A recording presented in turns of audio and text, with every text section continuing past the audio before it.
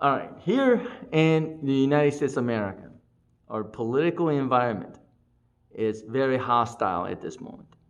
In fact, there are people that are predicting that if our president Donald Trump gets reelected next year, there's going to be a civil war. And it is mind-boggling. Why do citizens of this country attack one another? It's not just, verbal assaults. If you wear a MAGA hat, right, you gotta be careful because either they'll curse at you, they'll throw eggs at you, they'll throw their shakes at you, and it's just mind-boggling why there's so much hatred for someone that supports our president. Why is there so much hate that we would actually attack one another? It doesn't make any sense. However, I do understand that our political system at this point, environment, is not good. Right? Maybe we're just responding to it. Maybe it's the mainstream media that is fueling this hatred towards with one another. I think that has a lot to do with it. Social media doesn't help either. I could understand that as well. But I think the Bible has an answer. Book of Ecclesiastes. Solomon, in his later days, the preacher, right, is talking to us about what could go wrong. And he says this, and I think it perfectly fits where we are at today. It says, woe to you, O land, when your king is a child and your princes eat in the morning. Blessed are you, O land, when your king is the son of a noble and your princes eat in due time for strength and not for drunkenness. Now, what does that mean? When I read it, it fits perfectly to our situation. We have a president, like I said, it's not bad, right? Maybe you could say he's not great, but he's not bad.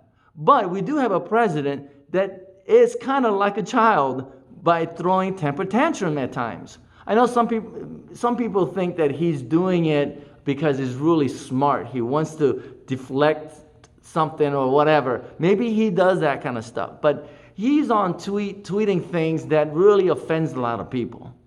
All right? Maybe he doesn't mean it, but people take it.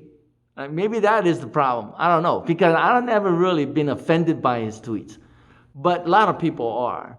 But I could see how he does call out things the way that seems like an offense. All right? However, we also have a Congress who are like the princes of this country that eats in the morning, meaning that they do things for their own glory, for their own power, for their own drunkenness, rather than taking care of the land for strength. Eat in due time. I think that's the problem. Because if you look at the Congress in the last 2.5 years, 3 years that our President Trump has been leading this country, what have they done? All right? They wasted 2.5 years on the Mueller report.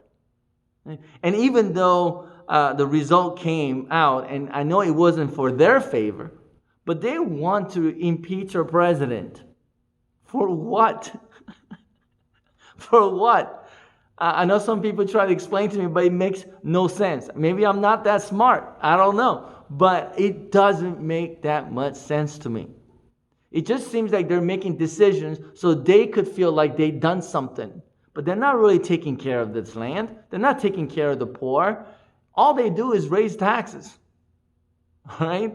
And look smart or look like really good on camera. Right? I know they're drunk on their own power. Right? What is the approval rating for the Congress right now? Has it reached 20%? Has it gone through 30%? I don't know. I really don't know. But I know it's not that good either. Because people who voted these people in, Congress in, the princes, are pretty upset as well. Right? But we do have a system in the United States of America. We could vote them out, vote somebody in that we feel that would do good by us. Everyday working people. So there's a lot of people that are frustrated because we have leaders that are fighting with each other rather than taking care of the land. So what can we do about it? Well, we could complain about it. We could go on tweets. We could go on Facebook. We could go on YouTube, make videos that says Orange Man bad or Democrats are bad. We could do all that kind of stuff and has been doing that, but it only increases, right, hatred. And I don't think that's good for the country. So Solomon, Ecclesiastes, has an advice. It says this on chapter 10, verse 20. Do not curse the king. Do not even in your thought. And do not curse the rich in your bedchamber.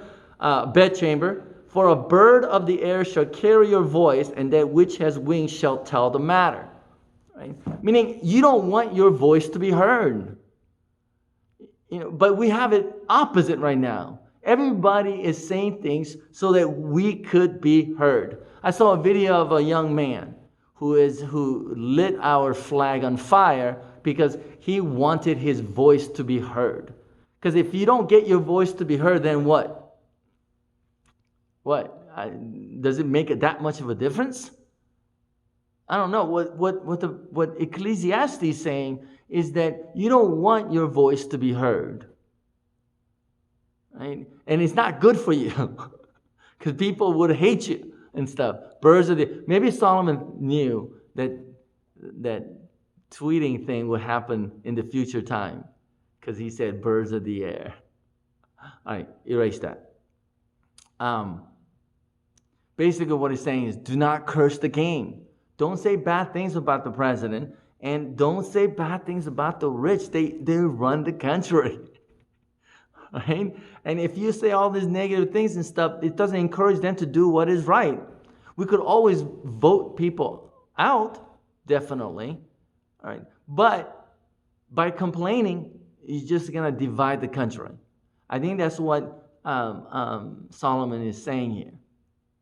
But he does say right in the middle of it, he says this, by slothfulness a roof shall be brought down, and through idleness of hands water drips through. Meaning that we could complain, we could curse the king and the rich people as all we want, but we can't be idle in doing things that we need to do.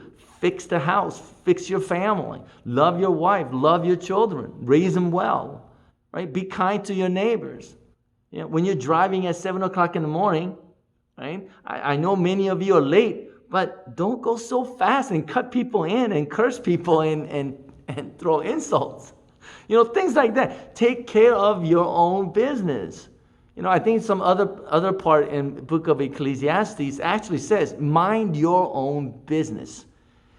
That would be a good thing to do. If we were to just take care of our own and be kind to our neighbors, right? I don't think the environment, right, whether it's religious or political, will be so terrible like how it is today. Don't listen to the mainstream media and all the voices that are out there, right, to a point where it gets you riled up that you can't even work. Right? Be good. Right? In fact, what Jesus said, what the Bible says in the New Testament is whatever is good, whatever is noble, whatever is praiseworthy, right? Think about those things so that we could do good in this world. Right? Take care of your own. Right? If you listen to all the bad things and insults that are out there and you take it so personally, emotionally, then of course we're just going to get upset. And when we get upset, we can't do what is good by us and for the country. That is the advice that Ecclesiastes has. If you don't like the president, you could vote for someone else next year. If you love him, you could vote him for his second term. But whatever it is, you got to remember that God is in control of all things. All right? And that we could only deal with or handle what we are responsible for. All right? I think that's a good advice. Then maybe we could love one another once again. We could agree and accept those that may disagree with us religiously, theologically, and politically.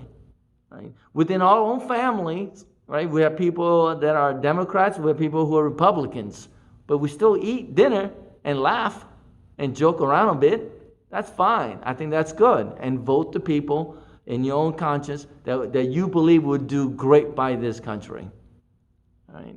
And hopefully we all be wise to vote the right person in. Right? But at the end, all things will work out for good. We have to have faith in that. Right? God bless you. whatever is good, whatever is praiseworthy, let us think about those things so we could act upon those good things. God bless you. All right. God bless you, and I'll see you next time.